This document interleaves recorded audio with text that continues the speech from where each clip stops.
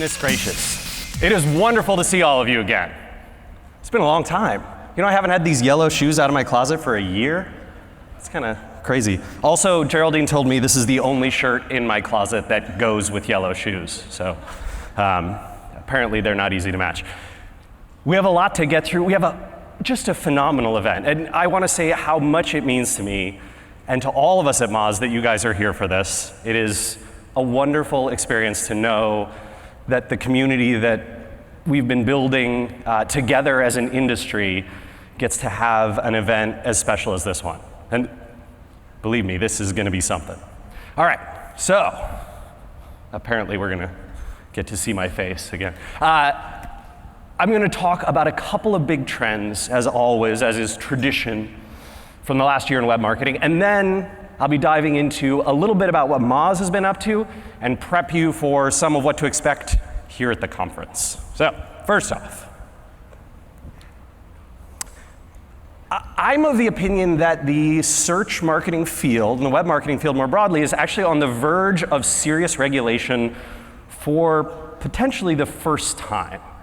First time in a big way. And obviously there's a few things that have led to this. Those of you from the UK probably remember the lovely cookie law that your government, I don't know, came up with. I really like this graph. I thought it illustrated the trend perfectly. Helped with one of those two things. And luckily, this policy was so ridiculous that I believe it was repealed just before the penalty actions took place. So thank you, I guess. That looks like a lot of the regulation stuff that I see around cookies.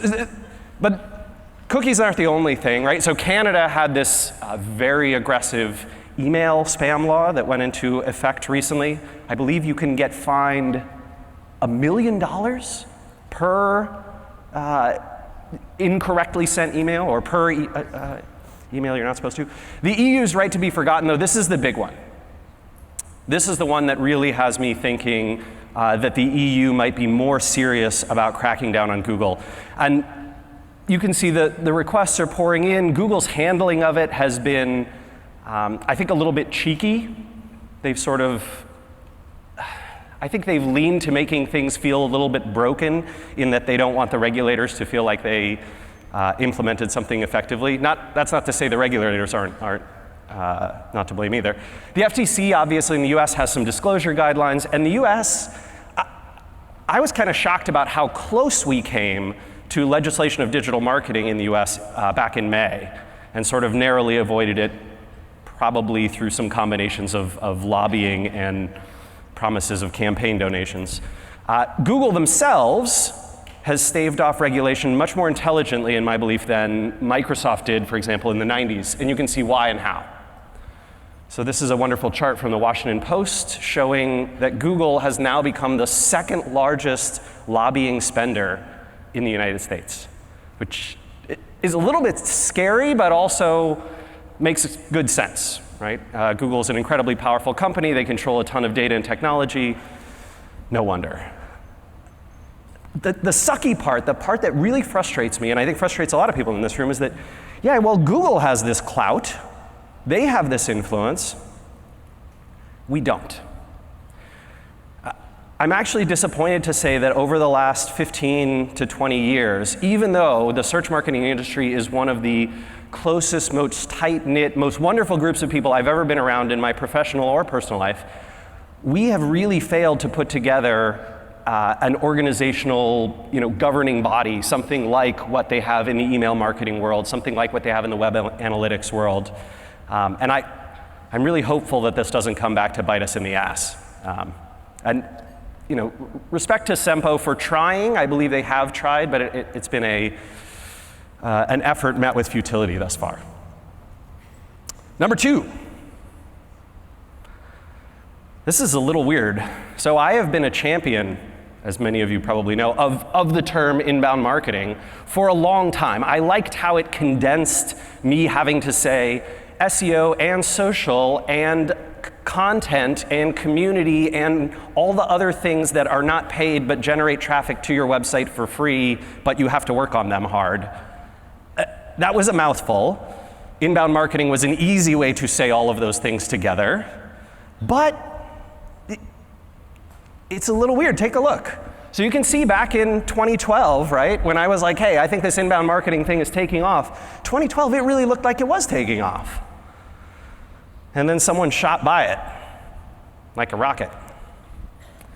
In the last year, this is from Simply Hired's data, you can see job posts using inbound marketing down 46%, job posts using content marketing up 90%.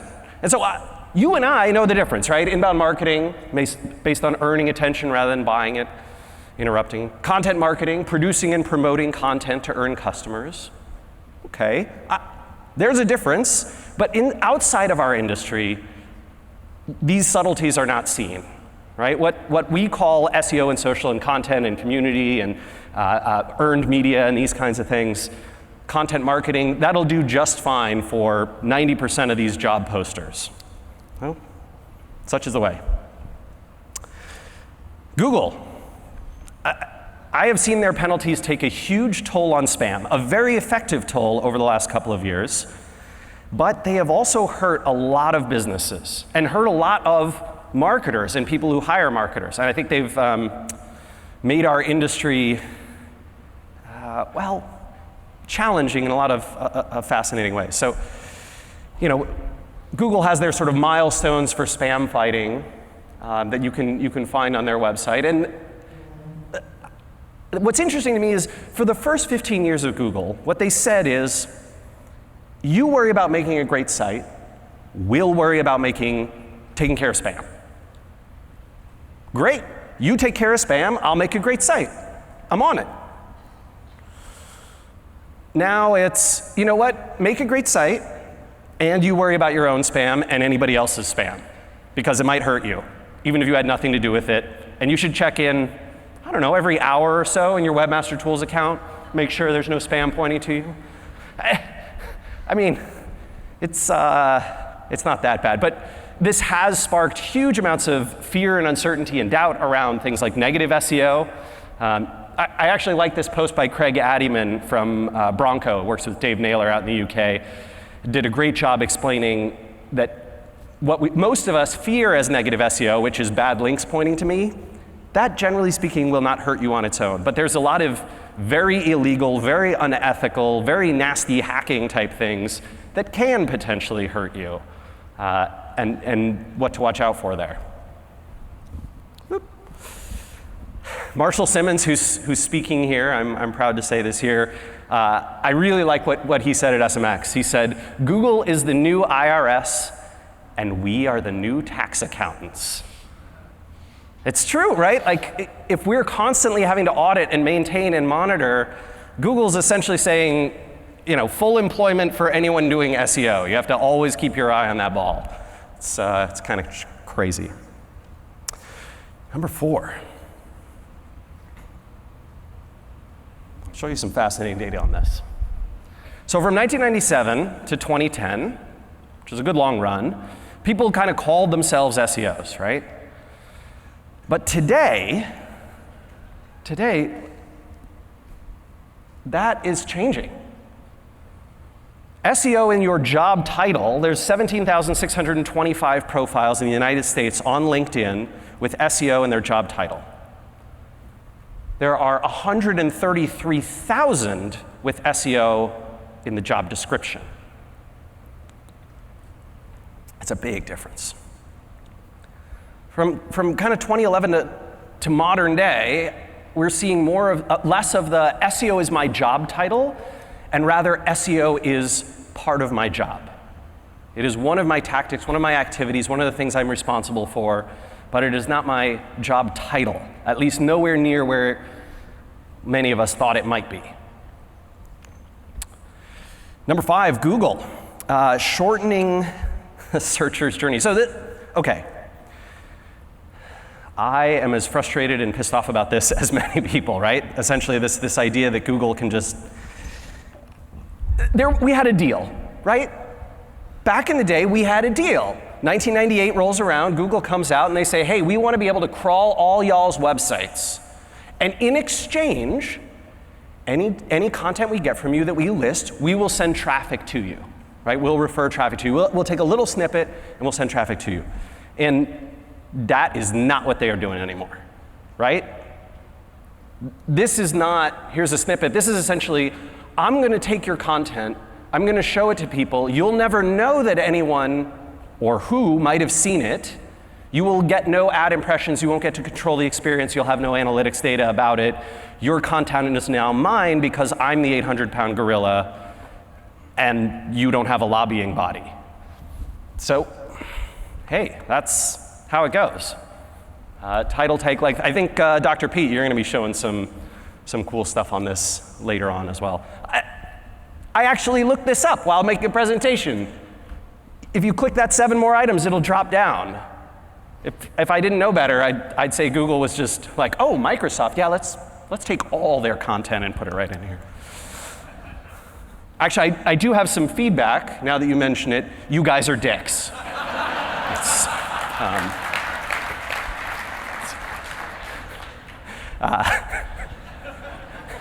If you don't feel like Lando Calrissian yet, you will.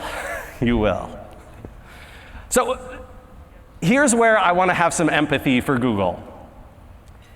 In order to feed their revenue engine, Google has to grow, not search market share, because they have 90% plus share in virtually every country outside of China, South Korea, and Russia, maybe the Czech Republic. Even in the United States, they have 85 to 90%. ComScore's data is almost certainly wrong.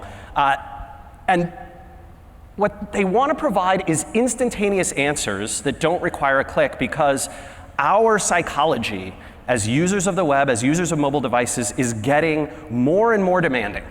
More and more demanding, and because of that demandingness and crazy amount of demand, we need instant answers, and if we don't get them, we will go to someone who provides them for us. And so I'm of the opinion that what Google is doing here is trying to grow queries and grow addiction to search. And it could be the case that if they succeed, this will actually grow the pie for all of us. Maybe. You know, it's like Vader saying, hey, once I conquer all the planets, I'm going to bring peace to the Empire. And you decide if you believe it. If you're in our space, you really only have 2 logical courses of action, in my opinion. Number 1, you got to diversify your traffic channels. And this means investing heavily in things that might be very hard. In a lot of spheres, social is a very hard channel to grow. In a lot of spheres, content marketing is a hard channel to grow. Direct and brand, tough channel to grow. But what choice do you have? And number 2 is to become more important to Google and Google's searchers than Google's traffic is to you. It's a rock and a hard place. All right.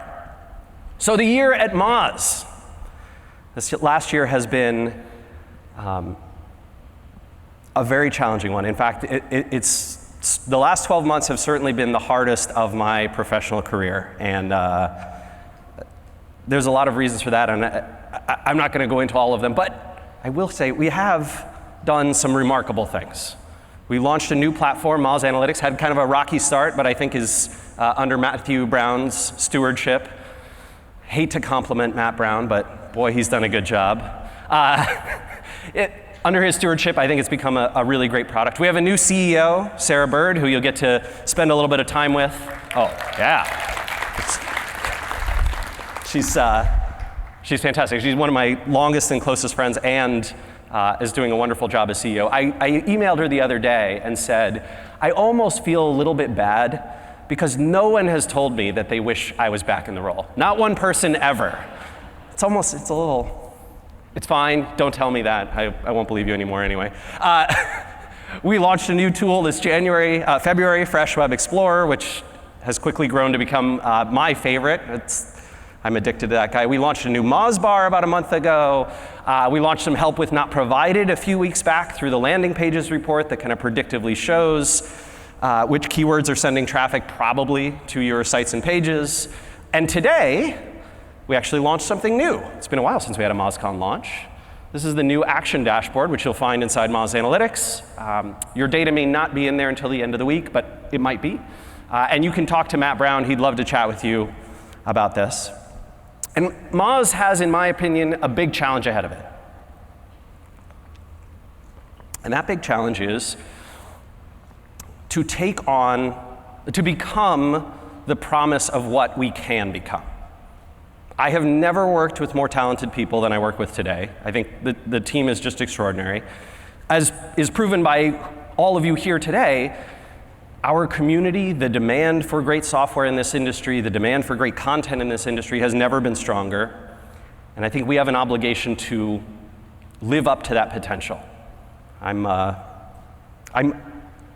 excited and scared and hopeful about that challenge.